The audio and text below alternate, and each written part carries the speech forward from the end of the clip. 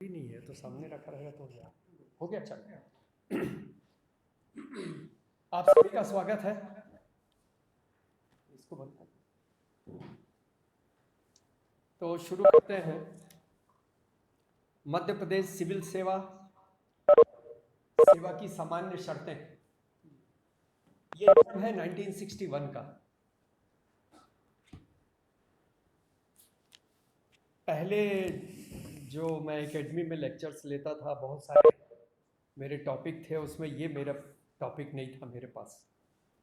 तो आपके जो कोऑर्डिनेटर हैं मिस्टर दर्शन, उन्होंने मुझे कहा कि सर ये सेवा की सामान्य शर्तें करना है, तो आप लोगों के लिए स्पेशली मैंने 2 दिनों में प्रिपेयर किया है। बहुत छोटा सा एक एक्ट है, नियम है, 16-17 से इसमें नियम है और बड़े सामान्य से हैं, क्योंकि आप लोग इसके पहले जो कुछ लेक्चर्स आपने आचरण संहिता, आपने आचरण नियम तो पढ़े सरकार के, आपको बताए गए, उसमें से बहुत सारा चीज़ें इसमें कॉमन है।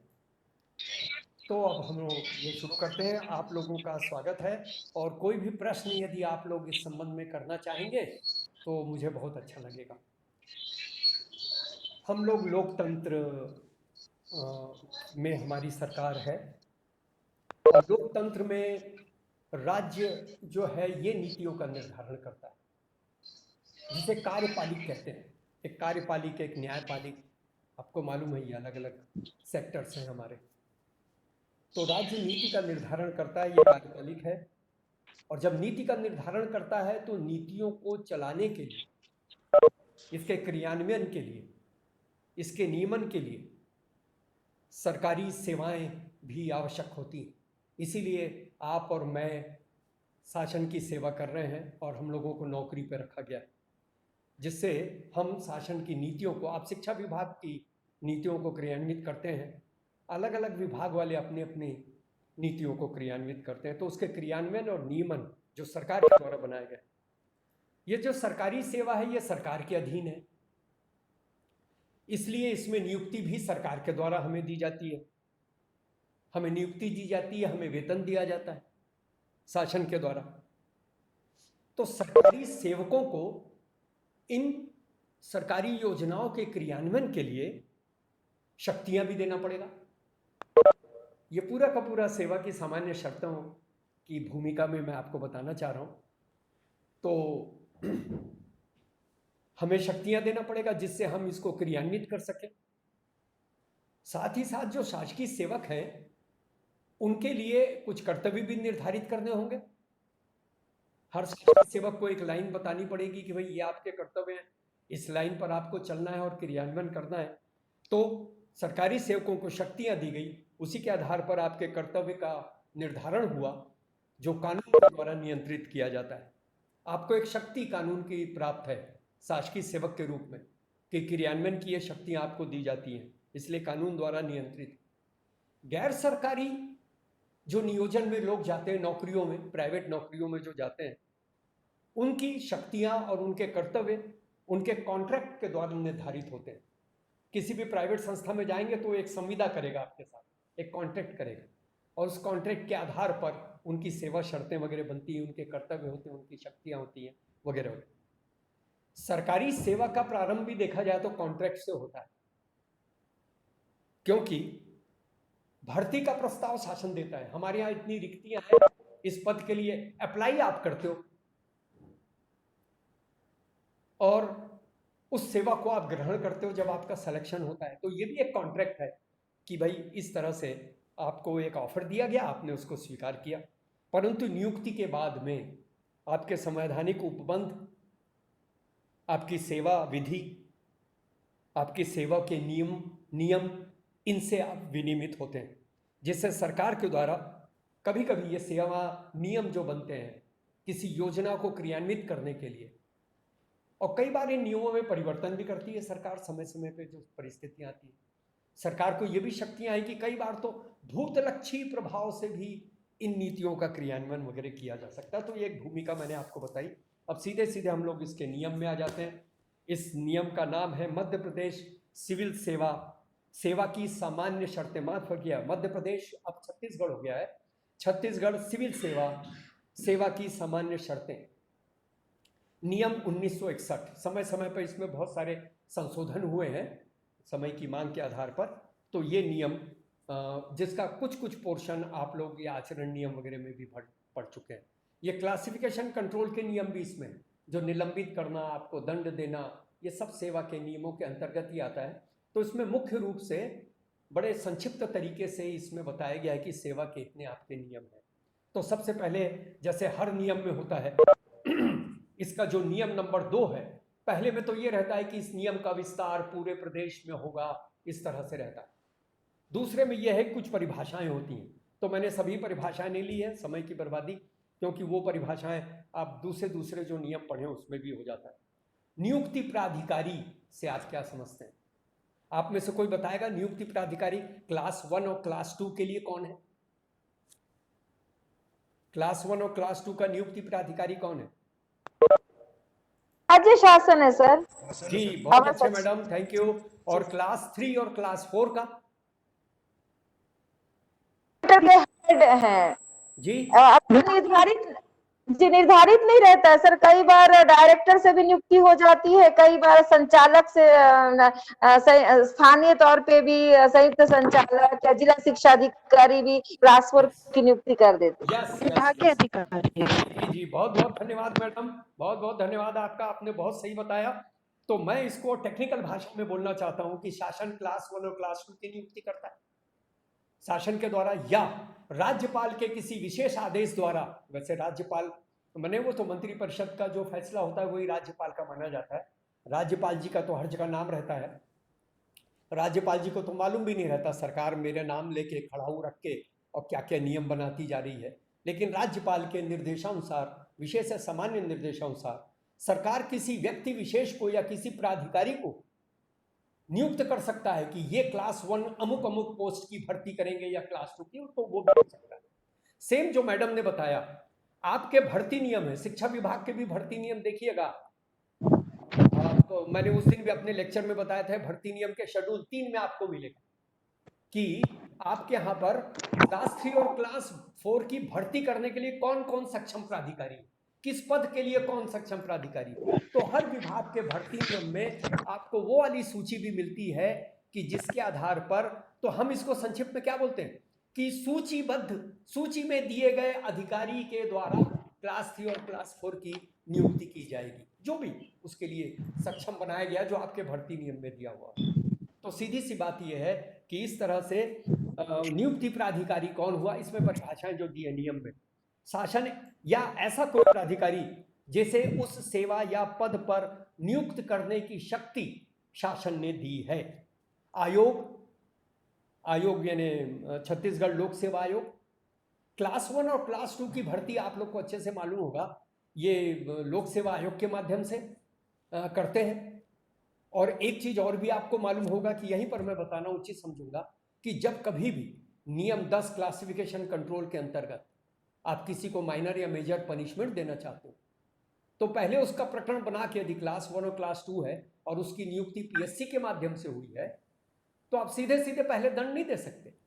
आपको पहले पूरा का पूरा फाइल, केस की फाइल बना के उनको ये दंड प्रस्तावित किया गया है ये बना के और पीएससी को भेजना पड़ता है, और पीएससी की कॉन्फ्रेंस लेने के बाद में आप उनको दंड देते हैं। तो ये भी एक स्थिति है। तो इसलिए छत्तीसगढ़ लोक सेवा आयोग का ये रोल रहता है। ये आपको डिटेल में उसमें आगे क्लासिफिकेशन कंट्रोल में या आचरण नियम में बताया गया होगा कि कोई ज़रूरी नहीं है कि सरकार लोक सेवा आयोग के जो परामर्श है उससे सहमत हो। कई बार ऐसा भी होता है कि सरकार उससे सहमत नहीं होती और आगे बढ़ती है कार्रवाई के लिए, उसकी एक अलग प्रक्रिया है, तो उसके डिटेल में हम लोग नहीं जानते। शासन यानी छत्तीसगढ़ शासन, कोई पद यानी पूर्णकालिक नियोजन की बात हो रही है इस नियमों के अंतर्गत। कोई भी पद की जब हम बात करते हैं तो पूर्णकालिक नियोजन की बात करते हैं। कॉन्टिंजेंसी फंड से जिस किसी को पेमेंट मिल रहा है उन नियमों, उन पदों के बारे में यहाँ पर चर्चा नहीं है। कॉन्टिंजेंसी वाले पद जो हैं या उस कॉन्टिंजेंसी मद से जिनको भुगतान किया जाता है वो वाले पदों को इसमें शामिल नहीं किया गया यहाँ पर। मैंने हम रेगुलर लोगों की बात कर रहे हैं। सेवा, तो ये जो नियम है अखिल भारतीय सेवा के अधिकारियों को छोड़कर, आईएएस और आईपीएस को छोड़कर, जो राज्य स्तरीय जितने भी अधिकारी हैं, चाहे वो कोई भी विभाग के हो। कुछ पूछना चाह रहा है कोई? नहीं, तो उनके ऊपर ये लागू होता है।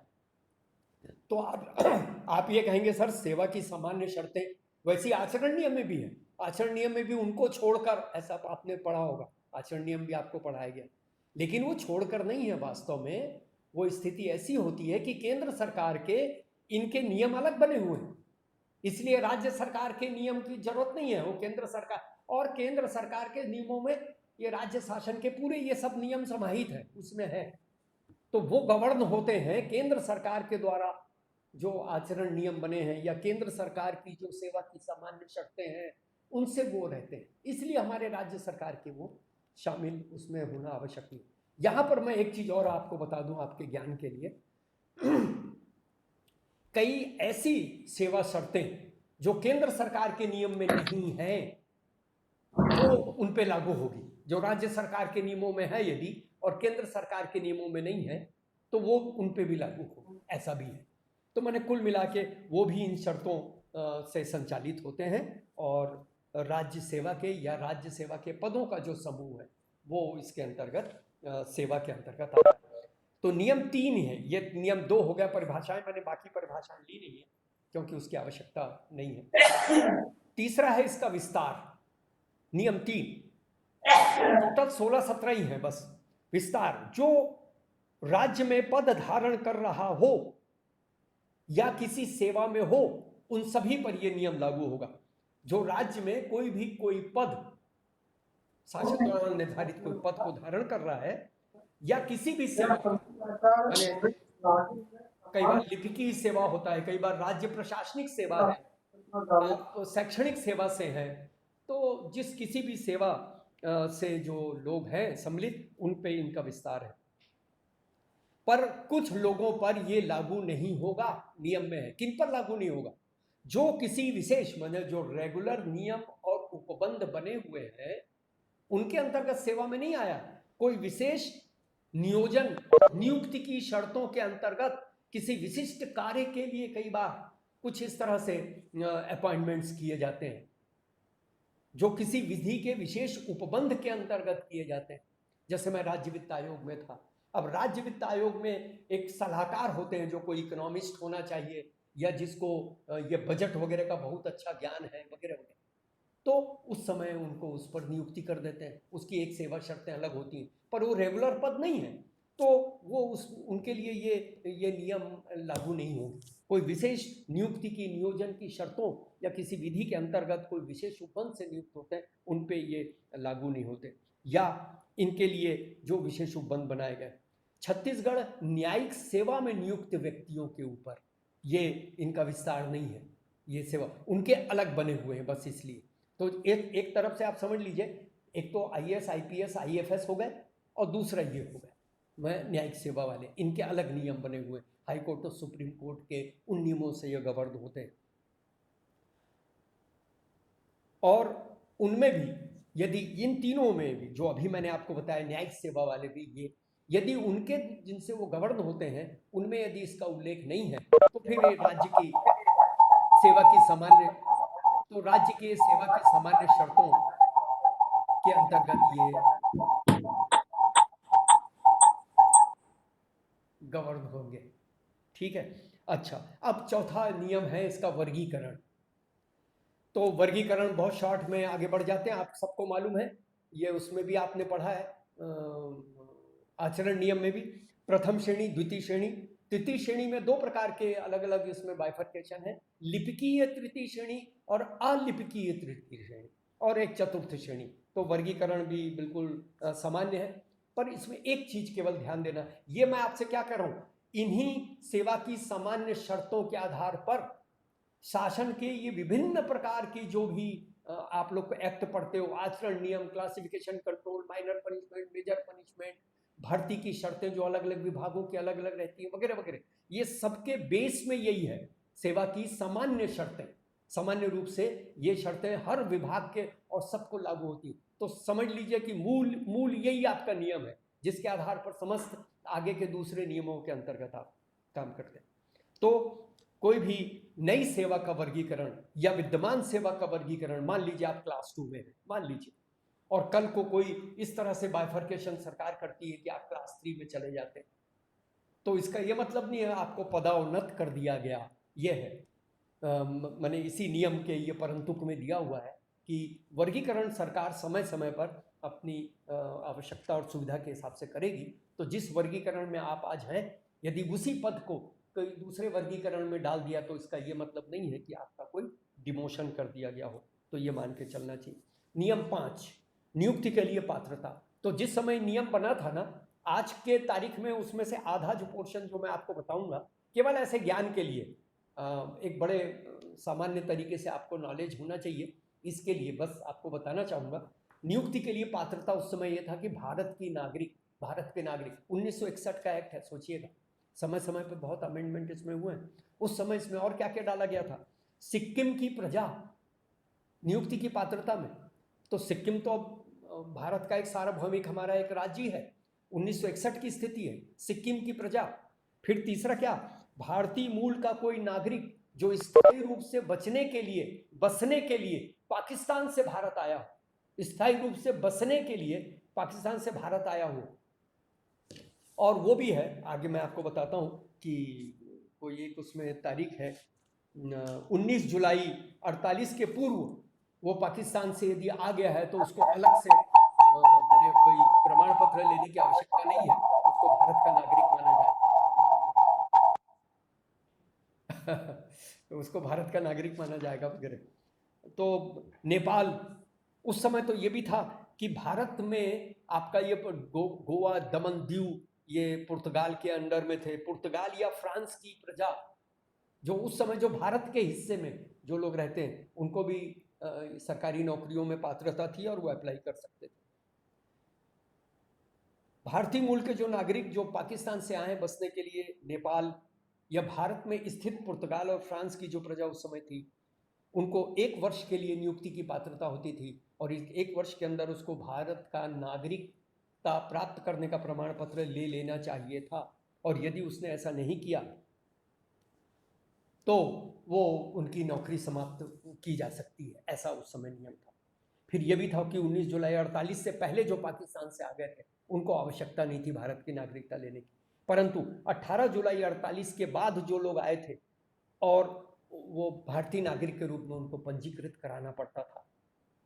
फिर 26 जनवरी 1950 संविधान लागू होने की तिथि है ये, उसको प्रारंभ होने से पूर्व से लेके अब तक, मतलब जब एक्ट ये बना 1961 तक, उस समय तक जो निरंतर शासकीय सेवा में था उनको भी आवश्यकता नहीं थी, वो शासकीय सेवा में रह सकते थे वगैरह वगैरह। तो ये इनका नियम 5 था। नियम 6 है अनर्हता, मतलब कब आप इसके लिए पात्र नहीं होंगे। पात्र कब नहीं होंगे, जब कोई एक पुरुष जिसकी 1 से अधिक जीवित पत्नियां हैं या कोई ऐसी महिला ने किसी ऐसे पुरुष से शादी किया है जिसकी पहले से एक पत्नी जीवित है, किसी सेवा या पद पर नियुक्त नहीं किया जा सके। इसमें भी एक परंतुक है। इसमें परंतुक क्या है, शासन को यदि समाधान हो जाता है कि ऐसा करने के लिए उसके पास कोई विशेष कारण है तो शासन इसके लिए छूट दे सकता है। ये भी एक स्थिति थी इसमें। दूसरा, अब देखिएगा ये सभी चीजें आज भी लागू होती हैं। स्वास्थ्य परीक्षण सेवा की सामान्य शर्तों के अंदर आप जिस सेवा में जा रहे हैं उस सेवा में जाने के लिए जो विशेष रूप से निर्धारित स्वास्थ्य परीक्षण आपके लिए आवश्यक है वो आपको कराना होगा, और उसमें अयोग्य पाए जाने पर आपको नियुक्ति से इनकार किया जा सकता है, नियुक्ति देने से, भले आपने परीक्षा पास कर लिया हो। तो स्वास्थ्य परीक्षण किया जाएगा जो आवश्यक है, और उसके लिए अयोग्य पाए जाने पर आपको पदच्युत किया जा सकता है। इसी में यह भी है अनर्हता में कि जांच के बाद नियुक्ति प्राधिकारी को यदि यह समाधान हो जाए जांच के बाद कि आप किसी सेवा या किसी पद के लिए अनुपयुक्त हैं, तो भी आप पात्र नहीं हो पाएंगे शासकीय सेवा में आने के लिए। किसी पुरुष के लिए है ये, इसी में छठवें का चौथा ये है, छठवां नियम का, कि यदि किसी महिला के विरुद्ध कोई अपराध के लिए दोष सिद्ध आप हो जाते हैं, केस चल रहा है ना, तो आपके ऊपर कोई कार्रवाई नहीं की जा सकती। परंतु ये अपराध, महिला के विरुद्ध कोई अपराध में आप दोष सिद्ध हो गए तो ऐसी स्थिति में आप शासकीय सेवा के लिए अपात्र हो जाते हैं, यानी जज जिस समय आप अप्लाई करते हैं। परंतु यदि मामला लंबित है तो उसके विनिश्चय माने उसका फैसला आने तक आप उसमें आपको लंबित रखा जा सकता है, मतलब सेवा आपकी चालू रह सकती है। सातवां नियम है भर्ती का तरीका। ये सब बड़े कॉमन सी चीज़ें हैं जो आप लोगों को सबको मालूम होगा। किसी के संबंध में कोई क्वेश्चन यदि आपको करना है तो बीच में आप जरूर, आपको मैं आमंत्रित करता हूँ, जरूर पूछिएगा।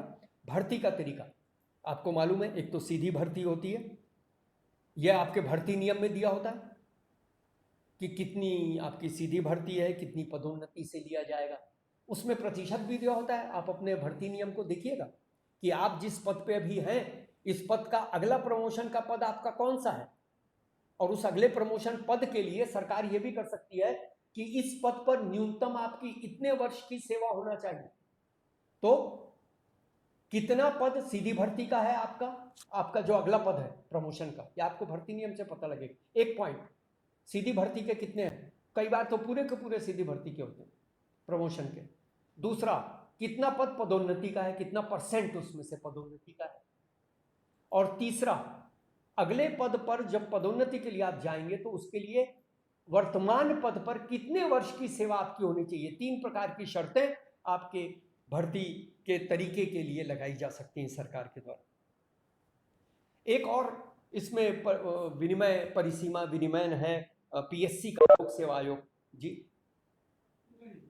लोक सेवा आयोग का कृत्यों की परिसीमा विनिमयन, लोक सेवा आयोग का ये नियमन है 1957 का, पब्लिक सर्विस कमीशन का।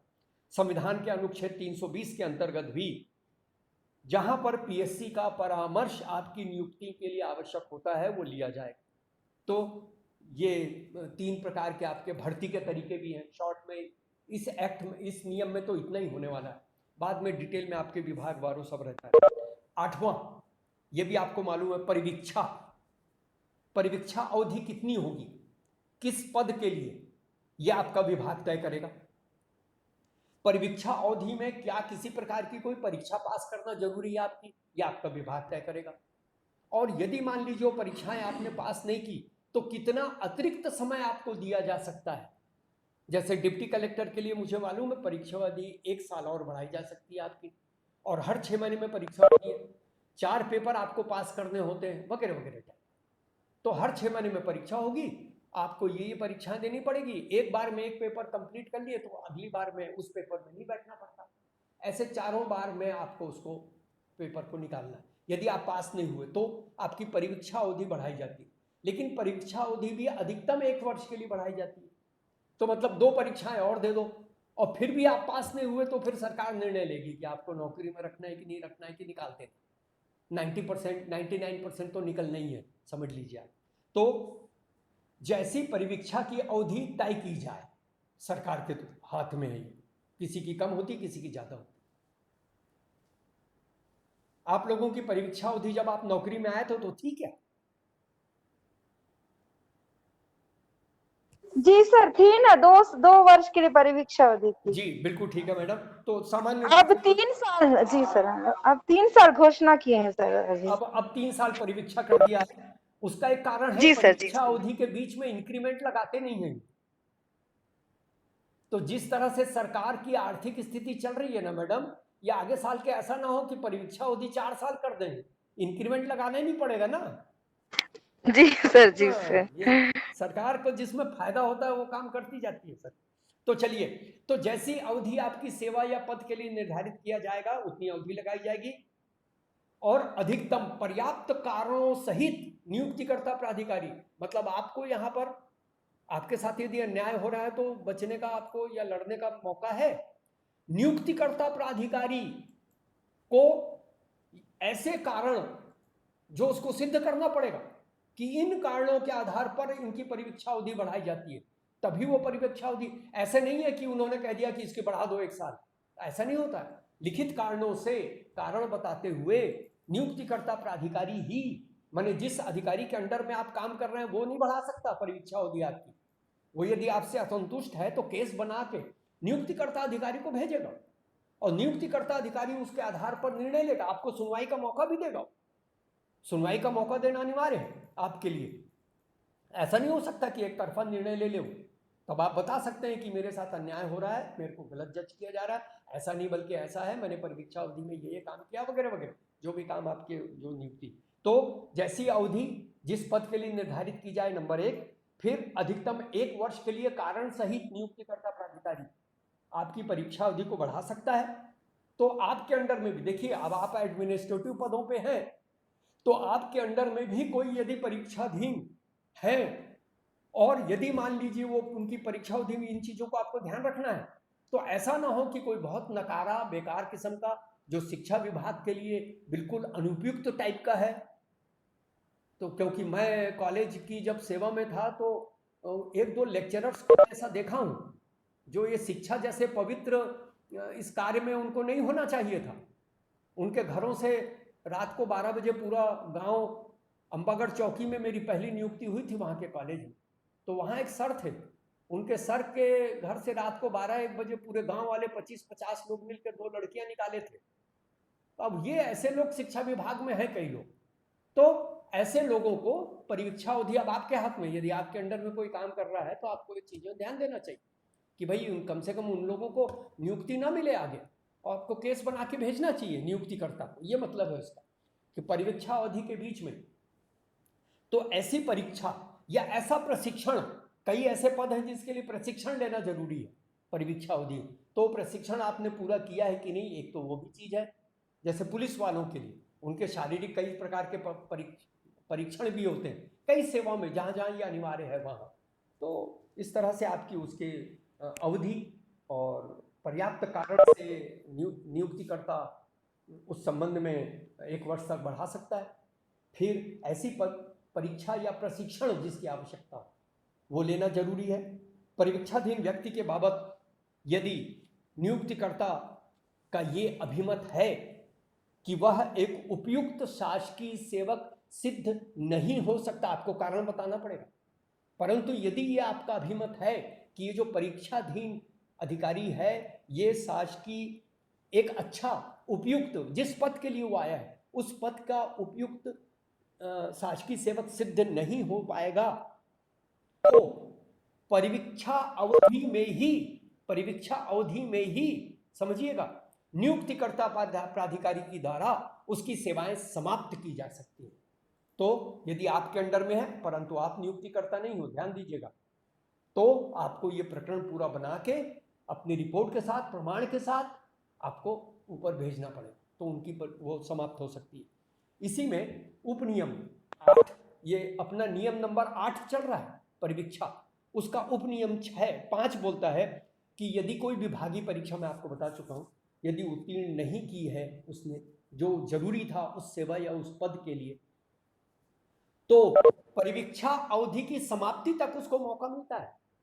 फिर 1 वर्ष को बढ़ा भी दिया तो उसको 6 परीक्षा मिली, उसके बाद भी यदि वो उस परीक्षा को उत्तीर्ण नहीं कर पाया तो परिवीक्षा अवधि समाप्त होने के बाद उसकी सेवाएं समाप्त की जा सकती हैं। तो ये अपना 5वां उपनियम हो गया, 8 का 5। 8 का 6 ये बड़ा इंपॉर्टेंट है, ये बाद में इसमें संशोधन भी हुए हैं। सफलतापूर्वक परिवीक्षा अवधि पूर्ण कर लेने पर और विभागीय परीक्षा उत्तीर्ण कर लेने पर जिस पद पर उसकी नियुक्ति हुई है, यदि उस पर स्थायी पद रिक्त नहीं है वर्तमान में, देखिएगा सरकार में बहुत ज्यादा गड़बड़ी होती रहती है, कई साल तक हम लोग अस्थायी कर्मचारी बने रहते हैं, स्थायी नहीं हो पाते। हमारा वो जो परिवीक्षा अवधि वो समाप्ति का कोई निर्देश भी नहीं निकलता, आदेश भी नहीं निकलता, जबकि ये नियम में है 8 के 6 में यह है कि यदि परीक्षा अवधि सफलतापूर्वक समाप्त करने के बाद, जो परीक्षा थी पूरी कर लिया मैंने और मेरी अवधि पूरी हो गई, जो काम सौंपे गए मैं उपयुक्त भी सिद्ध हो गया, सब हो गया। अब स्थायी पद रिक्त होने पर उसे तत्काल स्थायी किया जाएगा, एक ये है। और यदि स्थायी पद उपलब्ध नहीं है, ध्यान दीजिएगा, ये भी कई बार आपके राइट्स के खिलाफ सरकार चलती है, बल्कि 90% यही हाल है, सरकार की ओर से कोई पत्र जारी नहीं होता, जबकि इसमें है कि पत्र एक जारी किया जाएगा नियुक्तिकर्ता द्वारा। क्या पत्र जारी किया जाएगा? कि ये स्थायी पद पर नियुक्त किए जाने के योग्य हैं, परंतु पद रिक्त न होने के कारण इनको स्थायी नहीं किया गया है। उसी पत्र में भी लिखा होगा, जैसे ही स्थायी पद रिक्त होगा इनको तत्काल स्थायी कर दिया जाएगा। समझिए आप, ये बहुत बड़ी बात है। और इसके साथ ही साथ आपके इंक्रीमेंट लगना भी चालू हो जाएंगे यदि चिट्ठी आपकी जारी हो गई तो, अन्यथा आपके इंक्रीमेंट नहीं लगते परीक्षा अवधि के। तो ये माने सरकार के नियम है, पर इसका पालन नहीं होता। तो आपको इसके लिए रिप्रेजेंटेशन अपना शासन में, या जो भी उच्च अधिकारी हैं, अब आप लोग तो इतने सीनियर हो गए, जो जूनियर हैं उन लोगों को ये नॉलेज होना चाहिए कि यदि स्थायी पद को पूर्णतः अपने हरता है और उपलब्ध नहीं है तो इनको भविष्य में स्थायी कर दिया जाएगा। यह हमको पत्र जारी होना चाहिए, एक प्रमाण पत्र है हमारे लिए, और उसके बाद ही हमारे इंक्रीमेंट्स वगैरह लगने लग जाएंगे। नियम 8 का उपनियम 7 क्या बोलता है? ऐसे सेवक, वही उसी का एक पार्ट है ये, ऐसे सेवक जिसको स्थायी नहीं किया गया है, वो उपनियम 6 के अनुसार, और प्रमाण पत्र जारी किया गया है, जिसको ना तो स्थायी किया गया है और न ही उसके लिए कोई प्रमाण पत्र जारी किया गया, उपनियम 7 में उसका उल्लेख है, ना तो स्थायी किया गया है, ना कोई प्रमाण पत्र ऐसे जारी किया गया है कि इनको स्थायी कर दिया जाएगा, ऐसा जारी नहीं किया है। तो परिवीक्षा समाप्त होने की तारीख से अस्थायी शासकीय सेवक के रूप में उसे नियुक्त किया जाए। कई कई विभागों में 10-10 साल तक अस्थायी चल रहा है कर्मचारी, ये भी एक प्रॉब्लम है। तो उसको तब से मैंने नहीं किया गया है, तो अस्थायी शासकीय सेवक के रूप में उसको नियुक्त किया गया समझा जाएगा, और उसकी रुकी हुई वेतन वृद्धियां उसे दी जाएंगी।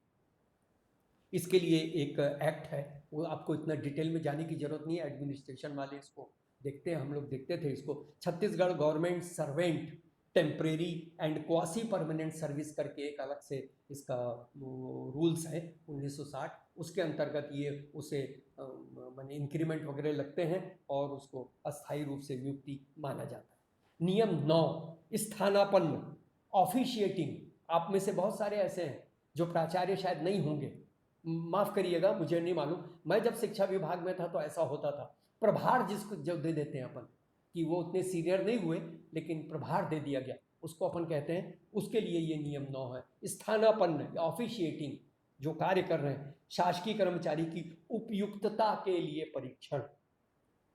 इसमें पहला उपनियम इसका माने 9 का उपनियम 1 ये बोलता है कि पहले से कोई स्थायी रूप से शासकीय सेवा में कोई व्यक्ति है और सीधी भर्ती या प्रमोशन या स्थानांतरण के द्वारा किसी अन्य सेवा में उसकी नियुक्ति हुई है।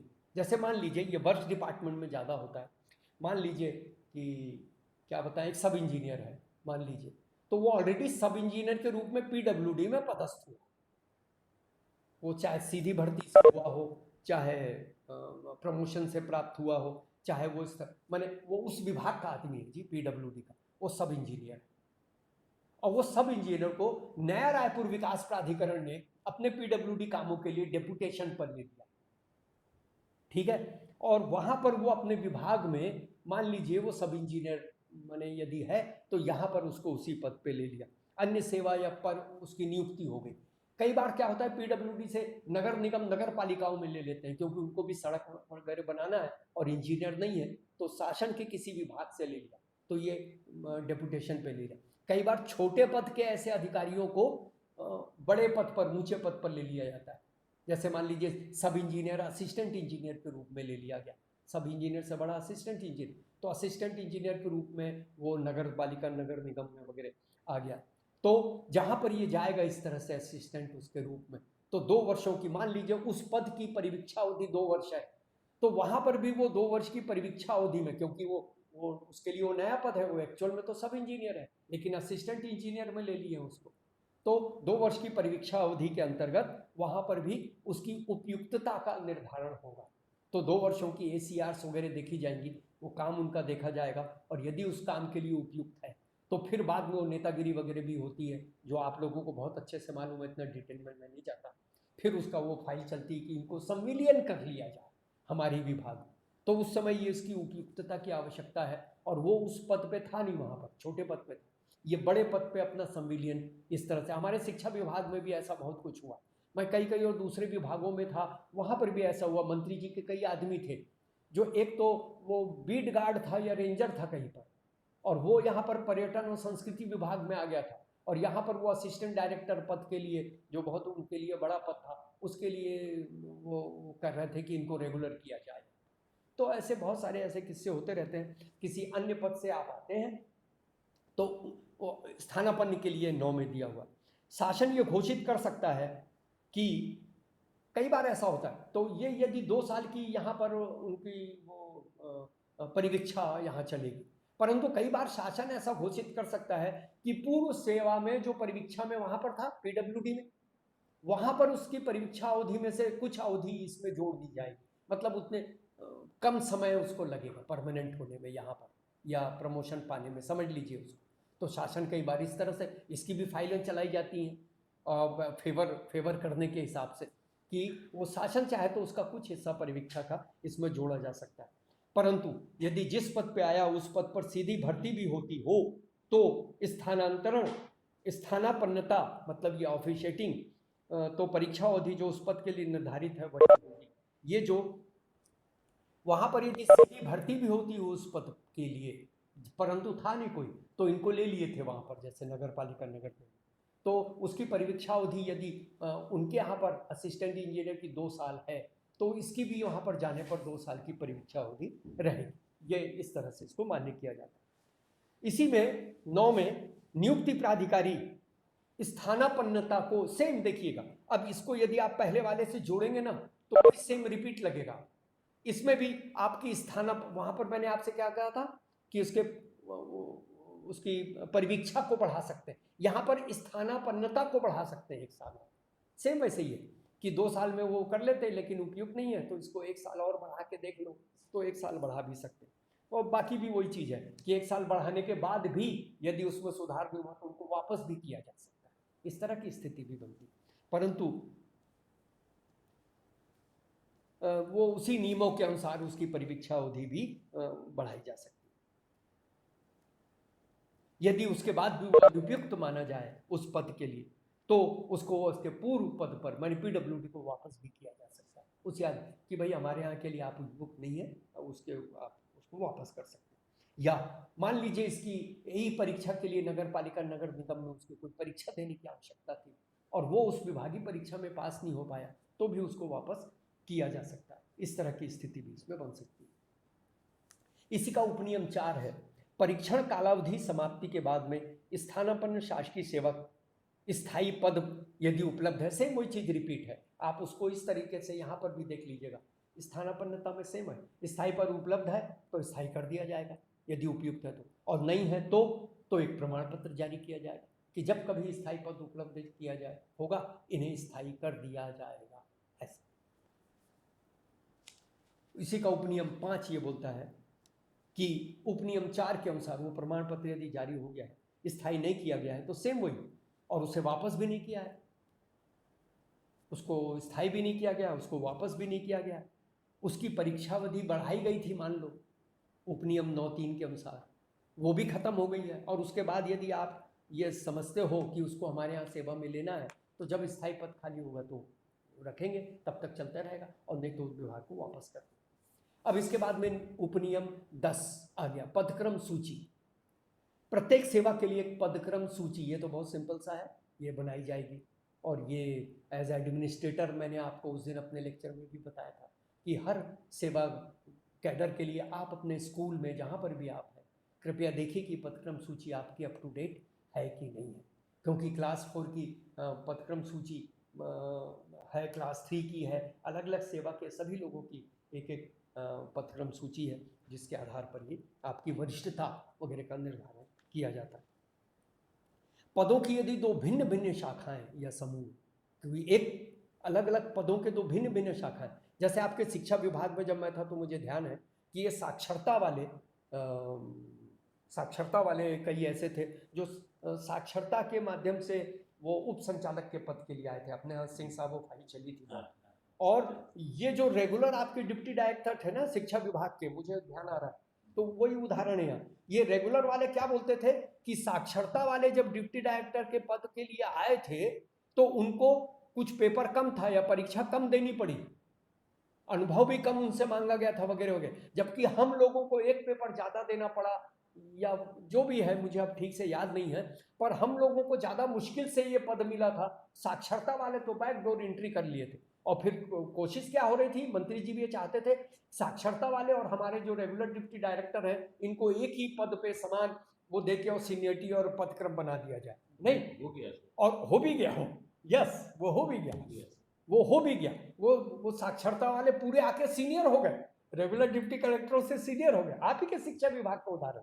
तो वो पदक्रम सूची के अंतर्गत ये भी है कि यदि पदों की जो भिन्न भिन्न शाखाएं और समूह यदि ऐसे हैं और आपस में उनमें यदि पद स्थापना नहीं होती, वो उदाहरण और इस उदाहरण में यही अंतर है कि वो तो आके इधर आपके इसमें घुस गए डिप्टी डायरेक्टर में, लेकिन यदि इनमें आपस में पद स्थापना नहीं होती तो इनकी पृथक पृथक पदक्रम सूची बनना चाहिए, ये उसमें नियम है। तो ये आपका नियम नंबर 10 हो गया। नियम नंबर 11, समय आप देखिएगा अपने पास कितना है। अच्छा, तो थोड़ा जल्दी कर लेंगे, वैसे भी अब ज्यादा इसमें है नहीं। राज्यों के पुनर्गठन के संबंध में जो पदक्रम सूचियां तैयार होंगी, राज्यों के पुनर्गठन के संबंध में जो पदक्रम सूची, हमारा मध्य प्रदेश और छत्तीसगढ़ जब अलग अलग हुआ तो पुनर्गठन में किसी कोई आपकी वरिष्ठता परिवर्तित नहीं होगी, है ना। पुनर्गठन में भी जो आपकी वरिष्ठता पदक्रम सूची में स्टेट में थी मध्य प्रदेश में, तो आपसे जो नीचे था वो मध्य प्रदेश में भी आपसे, छत्तीसगढ़ में भी वो आपसे नीचे रहेगा, सीधे सीधे एक ही बात है ना। तो वो पदक्रम सूची परिवर्तित नहीं होती, बस इतना सा है। 12 नंबर का जो आपका नियम है सेवा की सामान्य शर्तों में, वो है वरिष्ठता। सीधी भर्ती किए गए और पदोन्नत हुए व्यक्तियों की वरिष्ठता, कई बार ये लड़ाई झगड़े चलते हैं, जो सीधी भर्ती वाले हैं और जो पदोन्नत किए गए हैं इनकी वरिष्ठता का निर्धारण। तो डेट ऑफ ज्वाइनिंग से किसी की वरिष्ठता नहीं होती, ये बहुत स्पष्ट है एकदम। डेट ऑफ ज्वाइनिंग से वरिष्ठता नहीं होती। मेरे साथ ये केस हो चुका है, मैं शॉर्ट में आपको बताना चाहूँगा कि जब मेरा 84 बैच का मैं डिप्टी कलेक्टर, और सिंह साहब जिस समय मैं डिप्टी कलेक्टर बना मैं विदेश में था, मैं यहाँ था नहीं, तो इसकी सूचना मुझे नहीं मिली कि मेरा डिप्टी कलेक्टर में सिलेक्शन हो गया। उसके पहले मैं कॉलेजिएट एजुकेशन से पीएससी से, और मैं कॉलेज में लेक्चरर था यहीं रायपुर, और मैं विदेश चला गया था, गवर्नमेंट से अनुमति लेके गया था, एनओसी पर गया था, परमिशन लेके गया था वगैरह वगैरह, और मुझे डिप्टी कलेक्टर परीक्षा की भी अनुमति थी, सब था, और मुझे मालूम नहीं पड़ा कि मेरा सिलेक्शन हो गया। अब 84 बैच पूरा ज्वाइन कर लिया और मैं विदेश से लौटा नहीं था, वो 84 में ज्वाइन कर लिया और मैं 85 में विदेश से लौटा और मैं अपना लेक्चरशिप ज्वाइन कर लिया, तनख्वाह लेने लग गया। फिर अचानक एक दिन ऐसा कुछ हुआ कि अरे वो डिप्टी कलेक्टर में, तो मैंने सरकार को लिखा कि भाई मैं डिप्टी कलेक्टर में, मेरे को आपने सूचना नहीं दी, मेरा पता आपके पास में है और आप तो यहाँ पर मेरे लोकल एड्रेस में चिट्ठी भेजते रहे और मैं आपसे अनुमति लेके बाहर गया हुआ था। तो 1.5 साल बाद, कभी ऐसा पीएससी में इतिहास नहीं है, 1.5 साल बाद मुझे अपॉइंटमेंट लेटर फिर मिला कि ठीक है आप ज्वाइन करिए, स्पेशल मेडिकल बोर्ड के सामने उपस्थित होइए, अपना मेडिकल परीक्षण करा के रिपोर्ट भेजिए, और फिर मेरे को ज्वाइनिंग दी गई। तो और फिर ज्वाइनिंग दी गई तो क्या किया, मेरे को 85 बैच का टॉपर बना दिया, तो मेरी सीनियरिटी को 84-40 का बैच है। सोचिए आप, एक डिप्टी कलेक्टर को यदि 1 नंबर का वो है और उसको 40वें नंबर पे आप कर दोगे तो आईएएस बनने में उसको 6 साल लगेगा, कम से कम 6-7 साल बाद में, इतना ज़्यादा नुकसान हो। तो मैं सरकार से 5 साल तक लड़ता रहा कि साहब मेरी डेट ऑफ ज्वाइनिंग 1.5 साल बाद है तो क्या हुआ, डेट ऑफ ज्वाइनिंग से मेरी सीनियरिटी थोड़ी इफेक्ट कर दोगे आप, पीएससी की जो मेरी मेरिट लिस्ट है उसी के आधार पर मुझे सीनियरिटी देना पड़ेगा। और सरकार 5 साल तक लड़ने के बाद में मेरे को फिर 84 बैच में मेरे को जिस जगह पे मैं था वहाँ पर मुझे स्थापित किया गया, मैंने 5 साल तक लगातार पत्राचार करने के बाद। चलिए, तो डेट ऑफ ज्वाइनिंग से आप किसी की सीनियरिटी आप निर्धारित नहीं कर सकते, क्योंकि मान लीजिए एक ही साथ आदेश निकला रायपुर में ज्वाइन करना है, तो जगदलपुर वाला आदमी रायपुर तो अगले दिन ही आके ज्वाइन करेगा ना, रायपुर वाला आज के आज कर लेगा, तो क्या रायपुर वाला सीनियर हो जाएगा? नहीं। तो डेट ऑफ ज्वाइनिंग से सीनियरिटी नहीं होती। जो सिफारिश हमारी नियुक्ति के लिए जिस क्रम में की गई है, सीनियरिटी क्रम में की गई है, उसी सीनियरिटी क्रम में हमारी वरिष्ठता होती है। फिर डीपीसी में जो पदोन्नति का आपका क्रम है, यदि डिपार्टमेंटल प्रमोशन कमेटी, अब देखिए हर जगह, कई जगह तो विभागीय पदोन्नति समिति, खासकर क्लास 3 क्लास 4 के लिए आपकी डीपीसी विभागीय पदोन्नति समिति शेड्यूल 3 में ये दी हुई है कि जब अगला प्रमोशन क्लास 3 का या क्लास 4 का होगा तो आपके कौन डीपीसी कमेटी में कौन लोग बैठेंगे और उसके लिए न्यूनतम अर्हताएं क्या होनी चाहिए, ये सब आपके भर्ती नियम में दिया हुआ। तो जब आप एडमिनिस्ट्रेटिव पोस्ट पे आ गए हो तो सबसे पहले आप लोग अपना भर्ती नियम को एक बार 10 मिनट लगा के कृपया पढ़ लीजिए, बड़े बाबू के पास होगा भर्ती नियम शिक्षा विभाग का। तो डीपीसी का जो पदोन्नति का आपका क्रम है वही क्रम आपकी सीनियरिटी वरिष्ठता हो। जब पदोन्नति मेरिट कम सीनियरिटी, अब देखिए आप ये डिपार्टमेंटल प्रमोशन कमेटी, पता नहीं इसको मैं आपको समझाना चाहता था, ये बहुत ज़्यादा इंपॉर्टेंट है आपके लिए। जो सीआर आपको मिलती है ना, ये सीआर आपके लिए बहुत ज़्यादा इंपॉर्टेंट होती है और इसी पर आपका प्रमोशन निर्भर करता है। आप लिखने वगैरह का यहाँ पर करूँ क्या? इसको बता सकते हैं ना? तो चलिए थोड़ा सा मैं आपको ये बताना चाहूँगा कि डिपार्टमेंटल प्रमोशन कमेटी किस तरह से काम करती है। थोड़ा इसको चेंज कर दूंगा।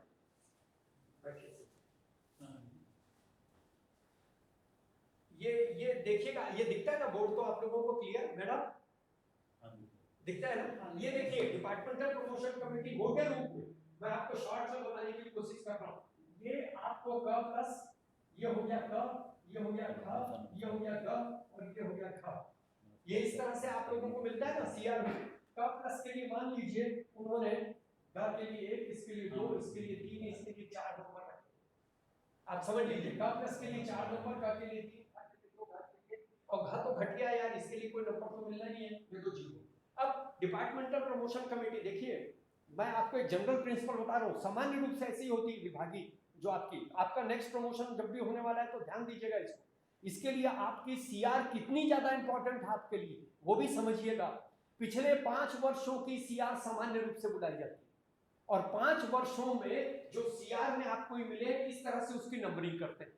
और नंबरिंग में क्या कर दिया, मान लीजिए ऐसा कर दिया कि कम से कम 12 नंबर यदि आपको मिले हैं तो ही आप प्रमोशन की पात्रता रखोगे। 12 नंबर 5 वर्षों का औसत, और यदि 12 नंबर नहीं है तो आपको प्रमोशन की पात्रता नहीं होगी। अब मान लीजिए देखिए आपको ये क्या हुआ, उत्कृष्ट, ठीक है, ये हो गया बहुत अच्छा, का यानी, और खा यानी क्या हुआ, अच्छा। तो यदि 5 सालों तक आपको अच्छा भी मिलता रहा तो 2 × 5 = 10 नंबर होता है और आपका प्रमोशन नहीं होगा, लिफाफा बंद करके रख दिया जाएगा और उस साल जो भी प्रमोशन होंगे वो आपका जूनियर जो है वो आपसे सीनियर हो जाएगा। तो केवल अच्छा मिलने से मेरा काम नहीं बनेगा। तो मेरे को यदि डीपीसी हुई तो यदि उस 5 साल के लिए पिछले 5 साल में डीपीसी नहीं हुई तो फिर तो कोई बात नहीं। तो कई बार क्या होता है कि कम से कम 12 नंबर, अब 12 नंबर में क्या होगा कि यदि मान लीजिए मेरे को कब 4 साल मिला और 1 साल ये मिला तो 4 या 12 और 2 14 नंबर मिल गए तो मैं प्रमोशन के लिए पात्र हो गया, ठीक है। यदि मान लीजिए कि मेरे को 3, 1 और ये 1 ऐसा मिला तो ये मिले 3 तो बहुत अच्छा मिला है तो 3 या 9 नंबर, अच्छा मिला है 1 साल तो वो 11 और 1 का मिला है तो क्या हो गया 9, 2, 11 और 1 12 नंबर। तो कई डीपीसी कमेटी क्या करती है मैडम, कई डीपीसी कमेटी करती है कि 12 नंबर हो गए तो भी यदि 1 ग भी हो पिछले 5 सालों में तो आप प्रमोशन के लिए पात्र नहीं हो। अब देखिए आप 12 नंबर तो हो रहे हैं लेकिन 1 साल मेरे को ग दे दिया, क्यों, बॉस से आपने झगड़ा कर लिया, ऊपर सामने बहस कर लिया, देख लूंगा तेरे को टाइप का, तो वो निपटा दिया, आपको ग दे दिया। अब 12 नंबर होने के बाद भी आप प्रमोशन के लिए पात्र नहीं। तो ये बहुत ज्यादा हमारे लिए इंपॉर्टेंट है हमारी सीआर, खासकर जब हम प्रमोशन के वर्ष पर जा रहे हैं तो पिछले 5 सालों की सीआर सामान्य रूप से ये बुलाई जाती है। और डिपार्टमेंटल प्रमोशन कमेटी क्या बोलती है, यदि 5 पद रिक्त है सामान्य रूप से तो 3 गुनी सीआर बुलाई जाए तो 15 लोगों की सीआर बुलाई जाएगी और 15 लोगों के अंदर ये वाला फार्मूला लगाया जाएगा और यदि आप इस फार्मूले में नहीं आ रहे हो तो आप रुक गए। तो एक तो ये हुआ, ये सामान्य हुआ, ये वरिष्ठता के आधार पर जब हम देख रहे हैं तब। और दूसरा, कई बार क्या होता है, डिपार्टमेंटल प्रमोशन कमेटी ने मेरिट कम सीनियरिटी वाला फार्मूला लगाया, मेरिट कम सीनियरिटी। तो मान लीजिए उनको पिछले 5 पद खाली हुए, तो उन्होंने कहा 15 लोगों को आमंत्रित किया जाए, और उन 15 लोगों को आमंत्रित करने में 4 बैच के, मान लीजिए उसमें आपके 90, 91, 92 और 93, नहीं वो तो बहुत पीछे हो गए, मान लीजिए ये यहाँ पर से लो 2005, 2006, 2007 और 2008 बैच के लोगों को बुलाया गया। तो 2005 बैच के तो सबसे सीनियर हैं और 2008 बैच के सबसे जूनियर हुई है, ये चारों बैच के कंसिडरेशन में आए 15 लोगों में, मान लीजिए। और मेरिट कम सीनियरिटी कर दिया डिपार्टमेंटल प्रमोशन कमेटी ने। उसका मतलब क्या होता है, यदि किसी को पिछले 5 वर्षों में 5 A+ मिली है तो उसको सबसे ज्यादा अधिमान्यता दी जाएगी। अब ये 2005 बैच में कोई एक बंदा है जिसको 5 A+ मिली है, B+, तो ये 5 लोग जो लिए जाएंगे ना, उसमें सबसे नंबर 1 पे 2005 बैच का आ जाए। सॉरी, उल्टा उदाहरण ले लिया मैं। मान लीजिए 2008 बैच का एक बंदा है जिसकी 5 का प्लस है, तो पहले नंबर पे 2008 बैच का सबसे जूनियर होने के बाद भी ये यहाँ पर उसका सिलेक्शन हो जाएगा 2008 बैच पहला, और बाकी दूसरे तीसरे में जो भी उनकी सीनियरिटी माने सीआर जिस तरह से अच्छी होगी वो ऊपर नीचे होगी, तो ये आपका 5 में सबसे सीनियर होगा। तो ये भी है डिपार्टमेंटल प्रमोशन कमेटी में। तो ये वरिष्ठता का ये जो फार्मूला है, ये इसी आधार पे है जो मैं आपको आगे और ये बताना चाहता हूँ, पर मुख्य रूप से गणित यही है।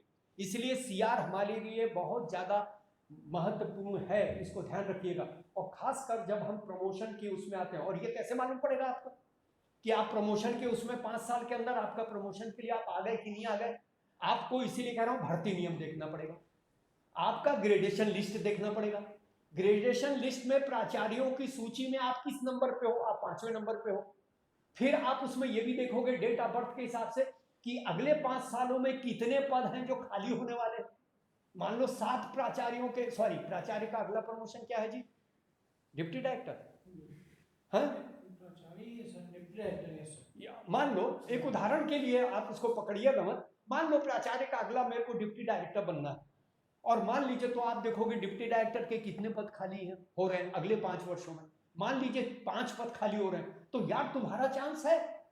तो अगले 5 वर्षों तक अब तुम्हारे को अपनी सीआर बचाने की वहां प्रेरणा मिलेगी। इसलिए भर्ती नियम भी देखना है, आपका नेक्स्ट प्रमोशन क्या है वो देखना है, आपका ग्रेडेशन लिस्ट भी देखना है, आपको किस जगह पे हो। अब इन 5 वर्षों की सीआर मेरी अच्छी होनी चाहिए, तो उसके लिए आप मेहनत ज्यादा करें, संपर्क अच्छे रखें, वगैरह वगैरह, जो भी स्थिति बनती है वो आप समझिए उसको। पर एक मैंने हर जगह ऐसा आप कर सकते हो मैनेज, ऐसा नहीं है, पर यदि ध्यान रहे तो मैनेज भी होता है, उसमें क्या है, तो ये हमको ध्यान रखना चाहिए। तो वरिष्ठता मैंने आपको बताया डेट ऑफ ज्वाइनिंग से नहीं होती। दूसरा, जो आपकी डिपार्टमेंटल प्रमोशन कमेटी है वो जिस क्रम में आपकी सिफारिश करती है वही क्रम आपका प्रमोशन का होता है। और मेरिट कम सीनियरिटी का यदि डिपार्टमेंटल प्रमोशन कमेटी ने रख दिया, इसका मतलब जिनको कम योग्य है उनको वो रिजेक्ट करती है, और जो ज्यादा वरिष्ठ है उनको वो ले लेती है। और कई बार इसमें क्या होता है, 10-10 साल का फायदा हो जाता है लोगों को। जो 10 साल जूनियर हैं वो भी जंप करके और अपने सीनियर लोगों से भी ज्यादा सीनियर हो जाते हैं। ये इसमें आईएएस वगैरह में तो होता है, जो डिप्टी कलेक्टर से आईएएस बनते हैं इसमें ये बहुत होता है, आप लोगों में भी होता है, अन्य विभागों में भी होता है। एसीआर के अभाव में यदि किसी का कोई वो रोका गया है प्रमोशन वगैरह, और बाद में यदि उसको उपयुक्त माना जाता है, एसीआर के अभाव में, ध्यान दीजिएगा, अलग अलग परिस्थितियों के आधार पर बताऊंगा मैं आपको। एसीआर यदि नहीं है तो आपकी 1 साल की एसीआर मिसिंग है, तो होता क्या है, डिपार्टमेंटल प्रमोशन कमेटी को क्या चाहिए, उनको ये चाहिए कि वो और उसके 1 साल पहले की सीआर लेके कंसिडर कर लें आपको। पर मान लीजिए नहीं किया और आपको उसके लिए रोक दिया, तो आपको डिप्राइव नहीं कर सकते, आपको रोका नहीं जा सकता। तो जब कभी भी उनको वो उसकी पूर्ति हो गई और यदि आप उपयुक्त पाए गए तो आप प्रमोशन में जिस जगह पर थे उसी जगह पे आपकी पोस्टिंग होगी, भले आपका ऑर्डर भले बाद में निकलेगा। और जिस तारीख से आपका प्रमोशन आपके जो जूनियर व्यक्ति का या सब लोगों का हुआ है उसी तारीख से आपको भी सीनियरिटी, वरिष्ठता और प्रमोशन आपको दिया जाएगा। यदि इस तरह से कोई अभाव में वो है जिसके कारण रोका गया है,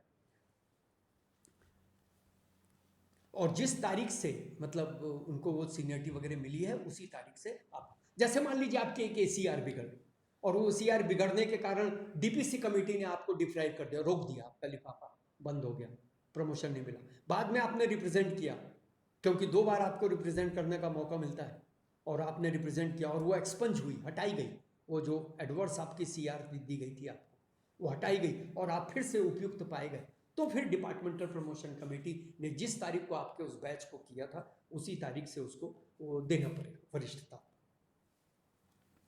परंतु यदि, अब इसमें देखिएगा ये बड़ा टेक्निकल सा है, परंतु आपके कोई व्यक्ति जो आपसे वरिष्ठ है, उस वरिष्ठ व्यक्ति के पूर्व रोस्टर के आधार पर, उस रोस्टर में क्या होता है, आपने 100 पॉइंट रोस्टर भी देखा होगा, 100 बिंदु वाला, सामान्य SC ST पिछड़ा वर्ग, इन लोगों के लिए जो रोस्टर में है, तो उसमें कोई पद खाली था जो आपकी कास्ट वाला है, जो पद खाली था, तो पूर्व जो आपका वरिष्ठ व्यक्ति है उसके रोस्टर के आधार पर यदि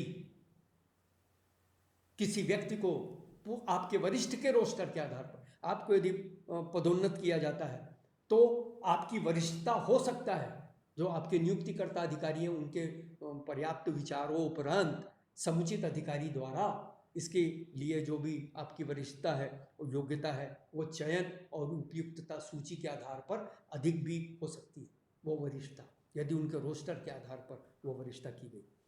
इसमें क्या है, ये जो आपका कौन सा 12वां चल रहा है नियम, इसके यदि सीधी भर्ती और पदोन्नत की परिवीक्षा यदि बढ़ाई गई हो तो नियुक्तिकर्ता यह अवधारित करेगा। कई बार ये जो मैंने आपको बताया ना, परिवीक्षा अवधि बढ़ा दी जाती है एक साल, तो आपका नियुक्तिकर्ता अधिकारी इसको निर्णित करता है कि भाई परिवीक्षा अवधि बढ़ाने के कारण आपकी वरिष्ठता पर प्रभाव डाला जाए या न डाला जाए।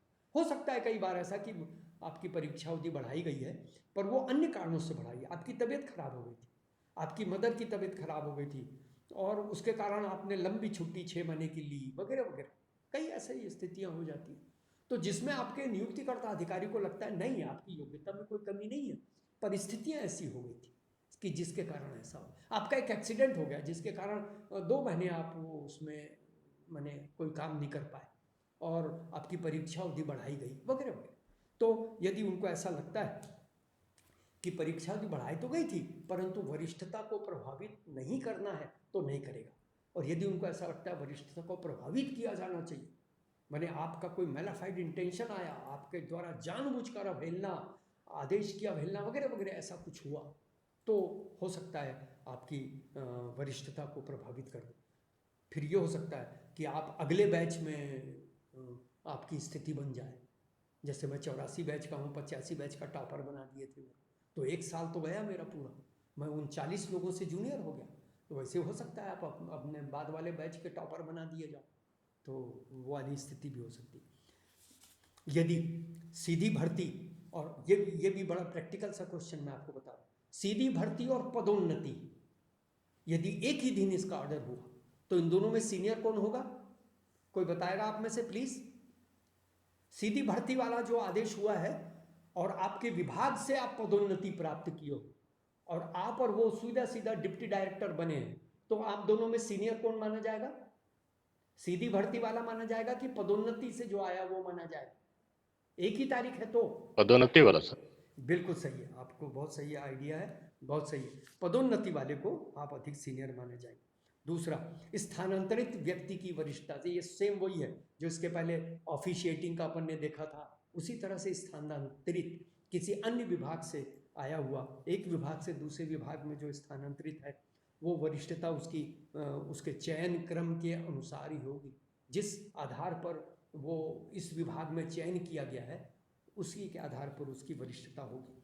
भर्ती नियम में उपबंधित के अनुसार भर्ती नियम में ये उल्लेख होना चाहिए कि आप इस तरह से अन्य विभाग से स्थानांतरित करा के भी उस व्यक्ति को इस पद पे ले सकते हो। भर्ती नियम का यदि पालन आपने किया है और स्थानांतरण द्वारा नियुक्त कोई व्यक्ति है आपके विभाग में, सीधी भर्ती या पदोन्नत व्यक्तियों से वो स्थानांतरित व्यक्ति नीची श्रेणी में रखा जाएगा, यदि आप कहीं दूसरे विभाग से बुलाए हो और उसी पद पे है, और ये सीधी भर्ती और पदोन्नति वालों के बाद में फिर उसको रखा जाएगा नीचे। परंतु यदि कोई व्यक्ति उस पद पर पहले से जिस विभाग से में था वहां से आया है उसी पद में, तो उस विभाग में जहां वो डिप्टी डायरेक्टर ही था पहले, उस विभाग से डिप्टी डायरेक्टर यहाँ पर आया, तो जिस तारीख को वो डिप्टी डायरेक्टर वहां पर था वो वाली तारीख से उसको वरिष्ठता फिर दी जाएगी। यदि वहां वो असिस्टेंट डायरेक्टर था तो और यहाँ डिप्टी डायरेक्टर पद पे बुलाया गया, तो इस विभाग के जो सीधी भर्ती और पदोन्नत डिप्टी डायरेक्टर हैं उनके बाद में उसको वरिष्ठता मिलेगी। एकदम कॉमन सेंस है, तो उसी के आधार पर होगा। कोई व्यक्ति यदि प्रतिनियुक्ति पर हो और उसको संविलियन किया जा रहा है, प्रतिनियुक्त व्यक्तियों का कई बार संविलियन भी किया जाता है। अभी मैंने उदाहरण आपको दिया, वो फॉरेस्ट गार्ड कहीं थे और मंत्री जी के आदमी थे और पर्यटन में उनको कुछ असिस्टेंट डायरेक्टर वगैरह बनाया जा रहा था, और कोई व्यक्ति प्रतिनियुक्ति पर हो और संविलियन किया जा रहा है उसका, तो वरिष्ठता संविलियन के दिनांक से होगी। जिस दिनांक को संविलियन हुआ ना, उस दिनांक को उस पद की वरिष्ठता पदक्रम सूची के आधार पर उसकी होगी। परंतु अपने मूल विभाग में वो पहले से ही यदि उस पद पर कार्य कर रहा है था, मानो असिस्टेंट डायरेक्टर रहा हो, तो उस विभाग की जो उसकी सीनियरिटी है वो सीनियरिटी उसको यहाँ पर भी मिलेगी। विशेष मामलों में वरिष्ठता यदि लघु शास्ति दी गई है, अब देखिएगा भविष्य में जब कभी भी इस तरह से दंड किसी को मिलता है तो ध्यान दीजिएगा, ये बहुत प्रैक्टिकल प्रॉब्लम है जो होती है, और सरकार में भी गलती होती है और डायरेक्टरेट भी करता है, और हमारे शिक्षा विभाग में भी बहुत गड़बड़ी होती है। किसी को माइनर पनिशमेंट आपने दिया है तब तो ठीक है, माइनर पनिशमेंट में क्या होता है, 1 इंक्रीमेंट रोका, 2 इंक्रीमेंट रोका, तो 2 साल के बाद में 3 इंक्रीमेंट एक साथ लग जाए, मंजूर है। लेकिन यदि कोई ऐसा आपने दंड दिया मेजर पनिशमेंट वाला, जिस मेजर पनिशमेंट के दंड में उसका इंक्रीमेंट आपने रोका है, मैंने संचयी प्रभाव से यदि रोका, तो आपको उसी ऑर्डर में ये क्लियर करना पड़ेगा कि भविष्य में लगने वाली वेतन वृद्धियां आपने सही समय पे लगाई जाएंगी कि नहीं लगाई जाएंगी, कि उसमें कोई असर पड़ेगा इसका, ये जो दंड आज दिया गया, तो ये एकदम स्पष्ट होना चाहिए। भविष्य में क्या वो प्रमोशन के लिए पात्र होगा, भविष्य में वेतन वृद्धियां समय पे उसके लगाई जाएंगी इस दंड के कारण, ये स्पष्ट रूप से निर्देश आदेश में होना चाहिए। खासकर आप देखिएगा मेजर पनिशमेंट वाले इस आदेश में भविष्य में क्या उसका असर होने वाला है उसका आपको स्पष्ट उल्लेख करना चाहिए। ये नहीं किया जाता तो बाद में पेंशन के समय विचारों को बहुत तकलीफ होती है लोगों को, और पेंशन निर्धारण में कई कई बरस निकल जाते हैं। तो प्रतिनियुक्ति पर संविलियन ये तो हो गया है। विशेष मामलों में लघु शास्ति दी गई थी, यदि भावी वेतन पर उसका वृद्धि पर कोई प्रभाव नहीं पड़ने वाला है तब तो कोई बात नहीं, शास्त्रीय आदेश में अन्यथा उपन्न न हो तो भावी उच्च सेवा के जो संवर्ग हैं या पद हैं उसमें कोई प्रभाव नहीं पड़ेगा। कटौती, लेकिन जो कटौती की गई है उसकी दंड जो दिया गया उसमें निर्धारित अवधि के लिए तो की गई है, वो मान लीजिए 1 वर्ष के लिए रोका गया है वगैरह, परंतु भावी वेतन वृद्धि में उसको स्थगित किया गया है कि नहीं किया गया, उस पर क्या प्रभाव पड़ेगा, ये स्पष्ट रूप से शास्त्री के आदेश में हमको देखना चाहिए, और फिर उसी के आधार पर पदोन्नति के संबंध में निर्णय लिया जाना चाहिए। नए कार्यालय में पिछले कार्यालय में किए गए काम की अवधि को वरिष्ठता में शामिल नहीं किया जाता। ये बहुत सिंपल से है, लेकिन जैसे मेरा उदाहरण एकदम आपको 1 सेकंड में समझ में आ जाए। शिक्षा विभाग में मैं 8 साल तक पहले नौकरी किया, मैं टीचर था, कॉलेजिएट एजुकेशन में इकोनॉमिक्स पढ़ाता था। उसके बाद मैं डिप्टी कलेक्टर बना, तो वो 8 साल की सेवा मेरे को डिप्टी कलेक्टर में वरिष्ठता नहीं मिल जाएगी, आप समझ गए। मेरे को पे प्रोटेक्शन मिल सकता है यदि मैं वो D22 में यदि अप्लाई करूंगा, तो जो भी है आप लोगों को मालूम, तो वो मिल सकता है, लेकिन वो 8 वर्ष की वरिष्ठता मैं डिप्टी कलेक्टर के रूप में मांगूंगा वो नहीं मिल सकती है।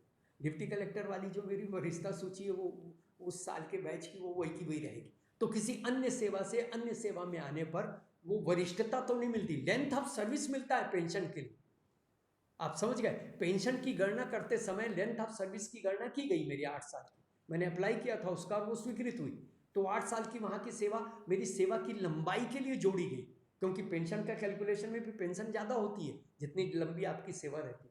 और इस तरह से मेरे को खैर 10 साल एक्सटेंशन पे लिया, तो मेरे जैसा आदमी आपको मिलेगा 42.5 साल की शासकीय सेवा है मेरी तो पता नहीं ये बहुत लंबी हो गई ज़्यादा।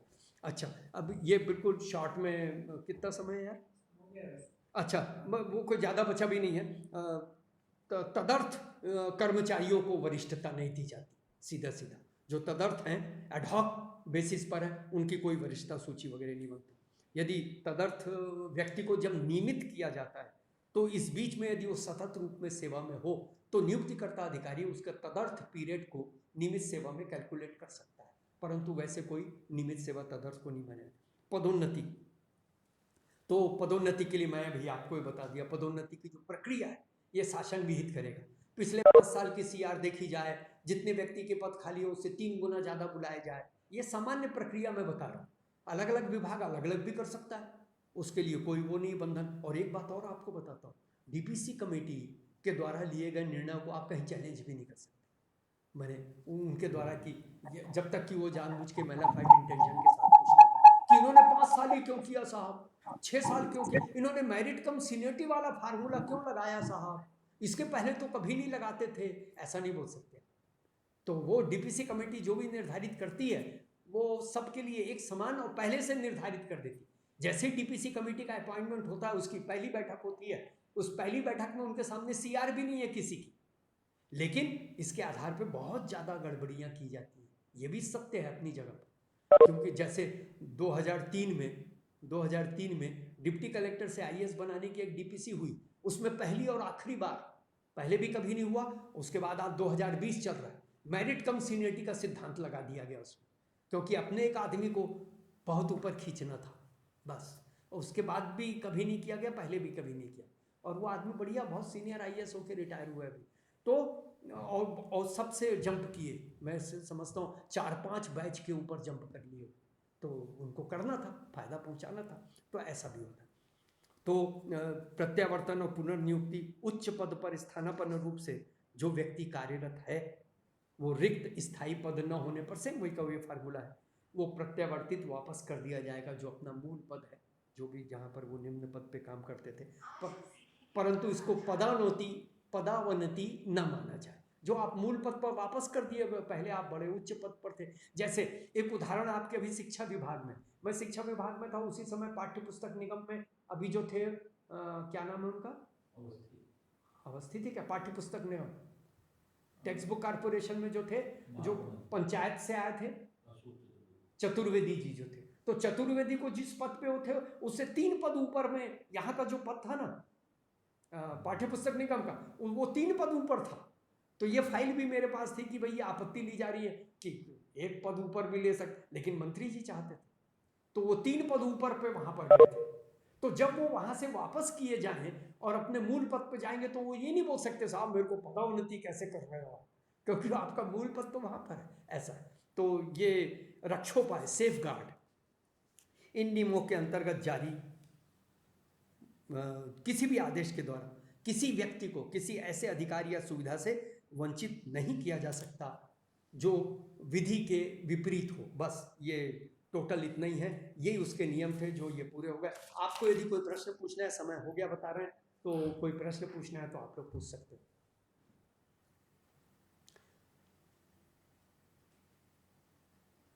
Any question? Sir thank you sir.